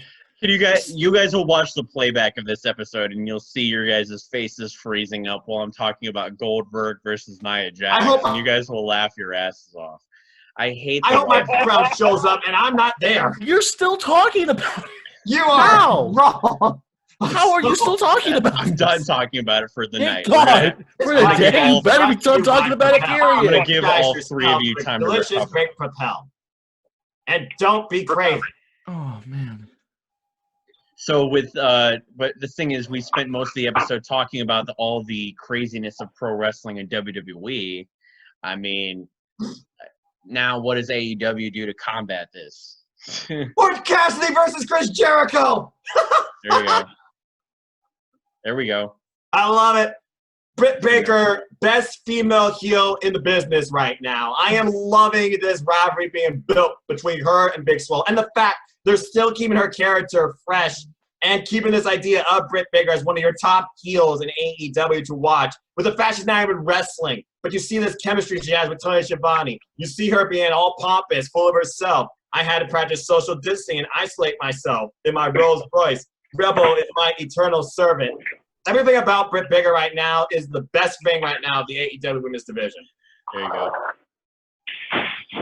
The fact that they have the mid-card championship for the TNT championship, they have a mid-card title now. And the They have fact World it actually Championship. does seem to implicate you could get somebody outside AEW gunning for it. They brought in former NWA World Television Champion Ricky Starks, and because of his performance, he's been signed to All Elite Wrestling. That's incredible. Yeah. I fuck with it heavily. Major difference between the world of sports entertainment with WWE and then professional Like, our entire wrestling. demeanor just changed when we shifted from WWE to AEW, and that's just incredible. Guys, Just- I'm Well, still again, smiling. it goes back to what we talked about last week when we looked at morale, we looked at creative direction, we looked at presentation, and so much more. Right now, AEW, they're working on practically all the fronts. Yup. It seems like more of a chore to just go through the WWE stuff, but we enjoy going through the AEW stuff. Right. And NXT is like the leaky faucet that keeps us going back to WWE yeah. because it's the one thing we actually can tolerate. Uh-huh. So, I agree with everything you just said, particularly what, how Big Swole pretty much kidnapped Britt Baker. That was fantastic. I'm very much looking forward to everything going on at Fighter Fest next week. I am very curious to see how they bounce back from Sammy Guevara's suspension. Mhm. It's, it's one of those things where it's like he's a top player over there. He's a member of, Chris Jericho's faction. Inner circle. In a circle. Yeah, circle. And it's one of those things where it's like, I mean, a couple weeks ago, I named him the leader of my ideal faction, which I actually, not even because of this, I actually changed that. Give us the new faction right now, Pete. We need that for the record. We saw the tease from Cody. Just remember that. What?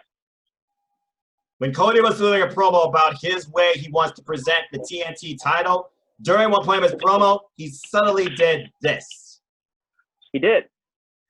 So, my muscle is no longer, the only person that's still in the faction is Austin Theory. The muscle, no longer Dave Mastiff. I like him, but I thought of somebody else now that I had some time to really stew about it and I wasn't put on the spot. And that's no offense or anything, but like I was thinking about, like I had to like kind of really stew about it. The muscle is going to be Bronson Reed. Interesting, considering Bronson Reed seems to be going, I think, for a bit of character development himself, to the point I thought he was kind of turning heel, but I guess he's not, because he's literally called Karrion Kross out for a match, and he helped his competitor afterwards. But I feel like the heel turn would be refreshing for him. There was a lot of people in that NXT breakout tournament last year that just absolutely delivered. Oh yeah, and I think that's, if I'm not mistaken, that's kind of similar to what Ring of Honor does in that top prospect tournament. Are those like the same thing?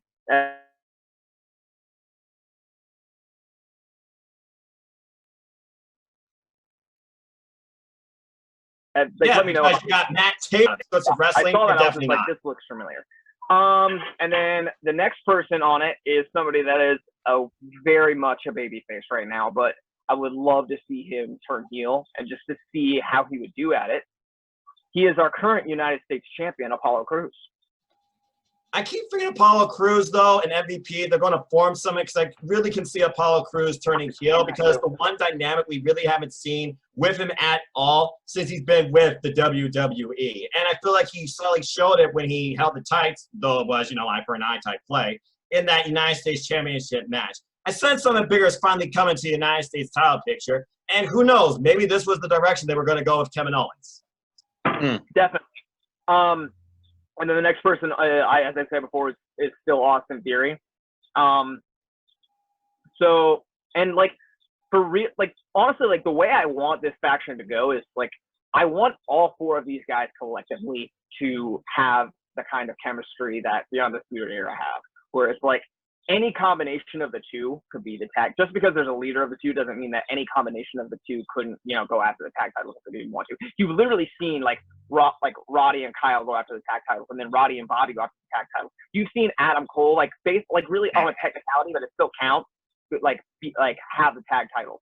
Like it's one of those things where, like, I want to see that kind of chemistry. Fair. So the leader of this group is somebody that has already said that he probably wouldn't want to go on the main roster just because of the schedule. But I have a conversation about that as well. And that's Tommaso Ciampa. I saw that. So I like your faction. I know we talked about this last week, but let me bring this guy. You're right, Jack. What was that, bro? Jack looked like he was about to. You heard Tommaso Ciampa and went, Who, me? Yeah. Yes, you, bro. I just went, It was the Booker T. Jack knows. He does not want to see Tommaso Ciampa. No. Guys, it was the Booker T. It was the Booker T commentary where he seems like it literally was that. When Braun Strowman slammed Brock Lesnar. Literally, it was that. Booker T does the He does Oh, man. Good job on that one. Anyway, Nia Jax and Goldberg. Think about it. I hate you. I hate you for bringing that back up. No, stop it. We're not talking about it. So it's spitballing here. And it doesn't involve those two. It doesn't involve that name of 6 letters, 3 letters in each name. Moving on. So I like Pete's fancy action. But, before we went on the air, we talked about the whole thing about Ciampa not wanting to be on the main roster because he didn't think his body could handle the schedule and everything. Yeah. Right. Let's say I'm Tommaso Ciampa. Let's say they come to me. Let's say this person is not necessarily Vince, not necessarily Triple H. Let's say it's Mark Carrano. Let's say somebody who still works within the system. Because I can't imagine Mark Carrano not at least going to people and having those conversations. Because if he's having them one way, he's got to be having them another way. Right. Possibly. Yes. So for one, we keep hearing all these rumblings about house shows not being as much of a thing anymore when the pandemic ends. But regardless of whether they are or not, if I hear as Tommaso Ciampa that I have the option of, you know, having a reduced house show schedule, not even like, you know, like just not even like really going to, you know, house shows, like a select few. Right. And the right, you know, pay schedule based on that, and getting to switch, maybe even getting to select which brand I go to. That's really, you know, kind of a moot point. I could see Tommaso Ciampa not really caring about that. If I'm Tommaso Ciampa, I am at least going and having that conversation with Vince. But Hunter has to be in the room. Yeah, here you go.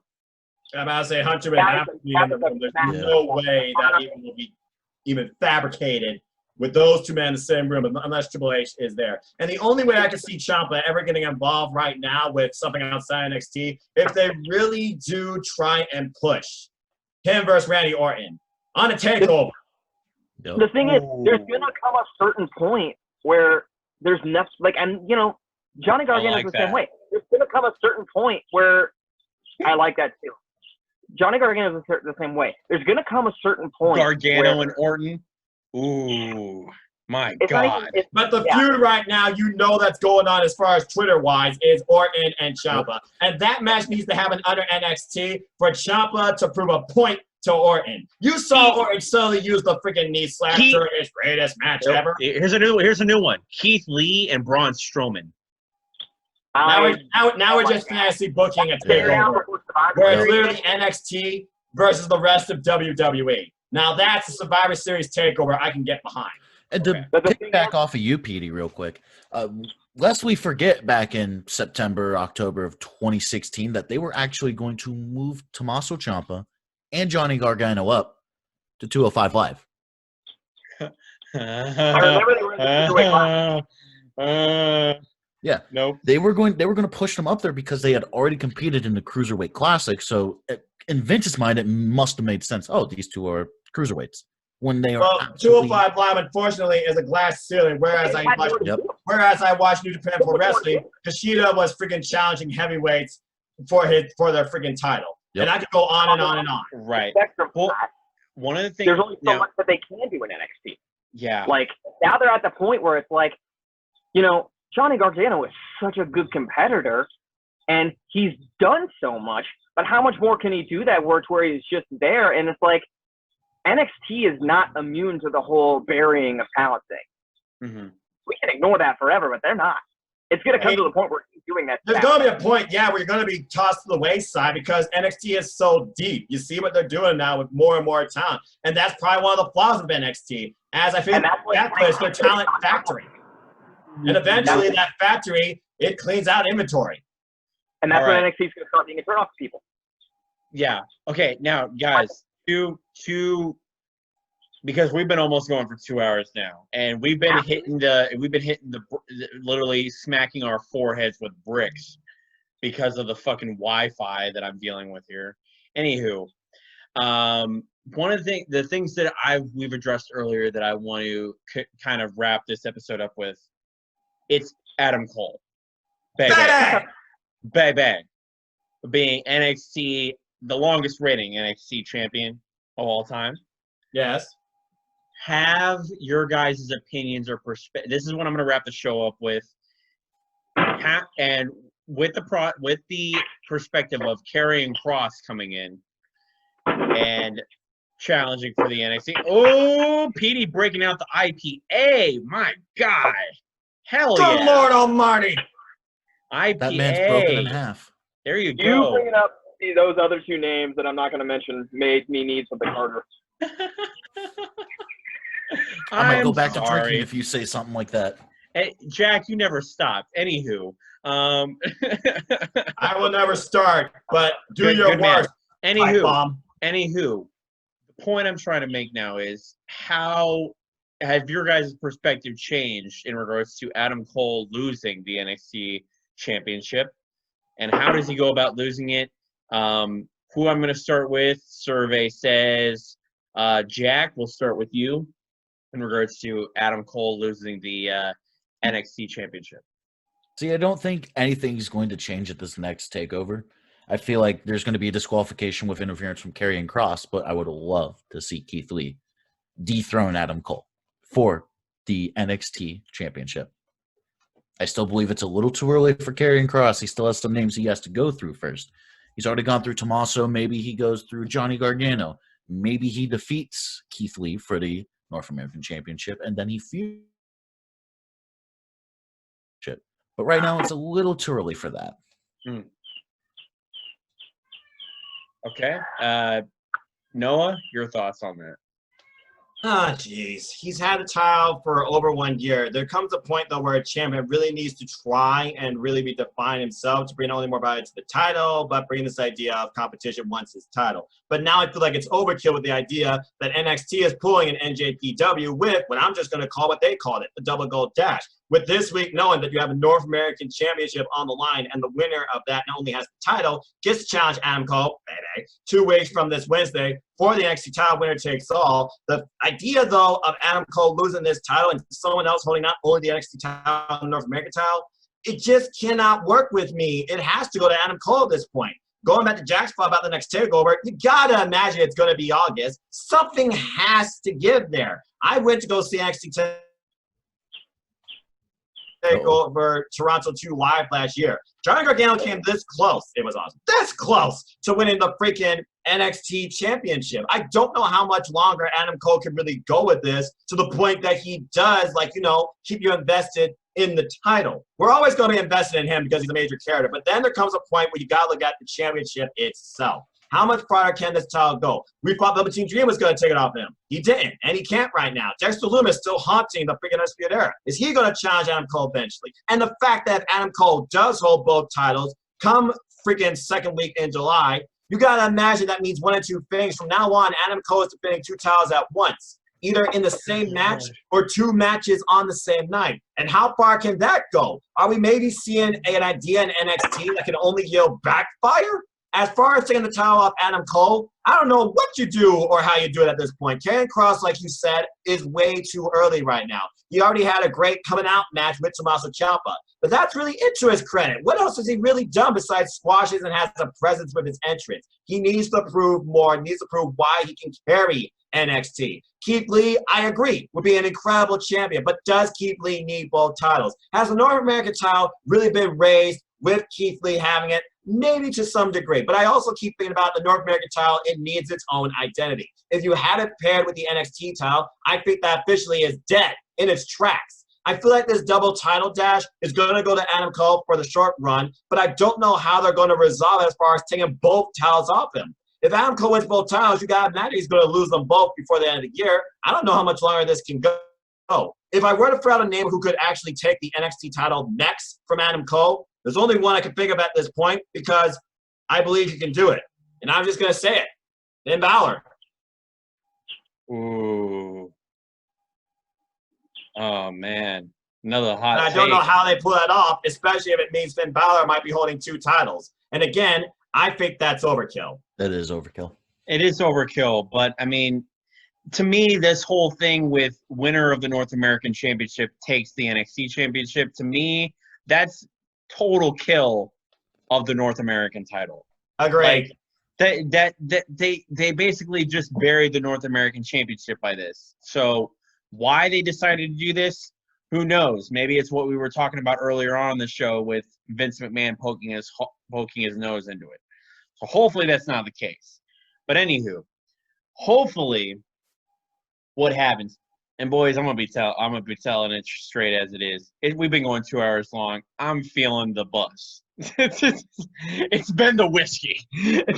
Oh, I thought it was the name that was not mentioned. Hey. I agree totally with the Finn Balor move.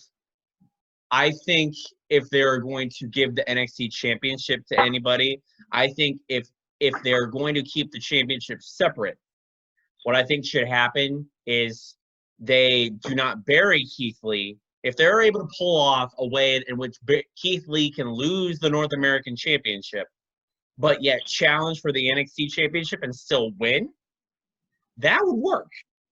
And I agree with that entirely. Now, the concept of Finn Balor, how come he wasn't able to win the NXT Championship on his first challenge? I mean, he challenged for the NXT Championship. That was a TV match, but there was a bigger story that got involved in that. Remember, when he first came to NXT, he already had agenda. Take out the so-called Heart, Johnny Gargano. And Johnny came back, and in the end, that cost him. There was another story that was colliding with that match. So the NXT title opportunity got overshadowed by it to the point that the title didn't matter to Finn Balor at this point, it seemed. It was removing Johnny Gargano. And as far as what you said about Keith Lee, I think we already know what's next for Keith Lee. Who broke the hourglass? TikTok. Yeah. Exactly. Pete, you got any thoughts on that? I do. I kind of agree with what, like, the one theme that, like, everybody's brought up is kind of how the North American Championship kind of gets lost in the shuffle with this whole thing. And I'm not a fan of that. I really am not. Because at the end of the day, one thing that NXT really needed 2 years ago was, and I've grown to hate this term, a mid-card championship. Mm-hmm. You know, another championship for wrestlers to sought after. Mm-hmm. You know, it's another opportunity. That's what it is. If you unify a couple championships, you get rid of that extra opportunity. Mm-hmm. And my only hope out of this whole thing is that this is not a permanent solution. Mm-hmm. I sense it's going to be short run, okay? I just hope it's not a Night of Champions situation. We have both titles defended the same night in back-to-back matches. Right. Or even worse, both titles in the same match. I really hope this double champion thing is a short-term idea, because this just sounds ridiculous to me. NJPW is doing it, and I still think it's ridiculous there. And they just started that this year. I said this last week. Eventually, Keith Lee is going to drop the North American Championship. I agree. I thought I was going to have it at TakeOver. I was wrong. Right. The only match I got wrong, too. Damn it. My hope was that, you know, Finn Balor was going to dethrone Keith Lee. I thought that was a great idea. And then give it I think a month was a good enough buffer for Keith Lee to regain his momentum. And Keith Lee was more than qualified to dethrone Adam Cole. Yeah.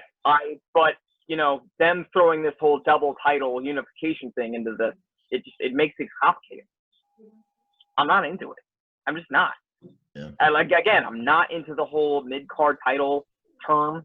You know, Cody has even said that, as Mac Jackson has been quoted as saying, that he would super kick Cody's head off if he used the term in his presence. There you go.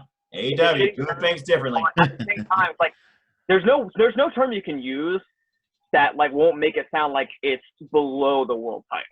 But at the same time, that title still need to be there. Right. Because it's another opportunity for someone to rise above the ranks. And every brand needs it. NXT UK still is looking for theirs. Like, what would you call it? I don't know, but they still need it. Obviously, they can't really look for it right now because they're kind of on hold. That's another topic, another episode that I want to talk about. But we will get there.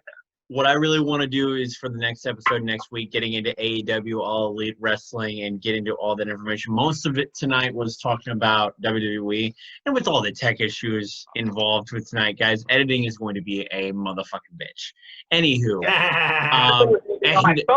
Orange Cassidy just Superman punched Peter Avalon. Oh wait, hey guys, really quickly, before I let you guys go, I want to say one thing. Nia Jax versus Goldberg.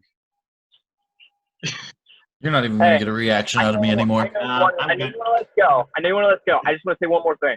And it's because I wasn't there last week. What? It's a topic I really would love to have been there for. I don't And know what? if you guys have ever watched How I Met Your Mother, but there's a term that gets thrown around called the Blitz. Basically, it's making fun of the guy that's never there for any of the fun events. That was me last week because that was a fun episode. There you It go. was wild. But hey, Yeah, I think it next was week, fun. yeah, let's go ahead and talk about AEW. Let's predict Fighter Fest because this is the Fire Fest go home this week. And as always, this was a lot of fun. And AEW Dark, Orange Cassidy just beat Peter Avalon. Peter Avalon still has no win. Ha ha! There we The go. go-home episodes of any show are always the ones I have the least motivation to watch because I always feel like the least things are going to happen. But that's not what I want to talk about. Right. So, Jack, What's up? you brought up how you were never a big fan of singles wrestlers getting put into tag teams. Okay. So All I that. get where you're coming from in that one. I totally get it. So here's my stance on that. Because I was thinking about that for a minute. There's obviously a fraction of exceptions to that rule. Pretty much anybody that grew up together in some capacity, family members, friends, cousins, brothers, sisters, whatever you want to call it, like the Bella Twins, the Hardy Boys, the Dudley Boys. I think Edge and Christian were in there. The Steiner My brothers. only thing, Yeah, I'm about to say What? Steiner Prize, big one. Steiners, yes. I was the one I was trying to think about. My thing about that is, The Hart Foundation. Oh, Yeah. yeah. I forget about that. Jesus Christ. My bad. Yeah, The Harts. No, I'm feeling the buzz too. The Usos. Yeah. Fuck. Hmm. So, Yeah, well, you're not going to see Maybe. that tag team in a so while. my point is, outside of that fraction of folks, they all had to start out as singles wrestlers. They kind of had to, they never had to be. They didn't start out and just snap their fingers. Okay. That's my only thing on it. Some of them got lucky. Some of them got lucky and got that chemistry at the drop of a hat. Right. But not all of them did. That's my only thing on it. Hashtag I'm with AEW. Yeah. All right, boys. So we've been going for hot fucking 2 hours. Have we really? Yep. We're gonna cap it there. I'm glad all four of us were able to get together. We fucking soared through the apocalypse of professional wrestling, and we fucking slayed the whole fucking thing. And We did. I provided all of Relax you. now. I provided no, you can't, Noah, because I provided all of you with a nightmare. And Holy shit! Stop it! and we'll if that actually happens, you all owe me $100. Anywho, Yeah, right. I'm not paying you a thing, big fella. Shit! You owe me for the therapy. we're gonna call it. Here's the new bet. Here's the new bet. New bet. If that match does happen, and somebody gets hurt, you pay all of our rents that month. I'm not doing that. Hell no. You're at least paying mine. Hey, just rent. I'm not even making you pay utilities. You're still coming out ahead. Ugh. It's $200. You got it. Okay, I Mine's dirt definitely cheap. got that. Mine's dirt cheap. Anywho, alrighty. Well, in that case, in this case, boys, let's hope that match never happens. Amen. Let's I hope do. that I'm match still never hoping happens. that match never happens. Are you kidding me, Jack? Anywho. You gotta help me out on this one. What's up? He's like, let's hope that match never happens. I was like, I'm still hoping that match never happens. If it happens, I'm done. Done with WWE. So Done with let's them. call Don't it. say that. Let's call it there, boys. Let's call it there, boys. To the end of this episode. May those who love us love us. May those who hate us, may their hearts be turned. And if their hearts can't be turned, may their ankles be turned, so that we may know them by their limping. We'll call it there, guys. May editing be not a bitch. Good night, guys.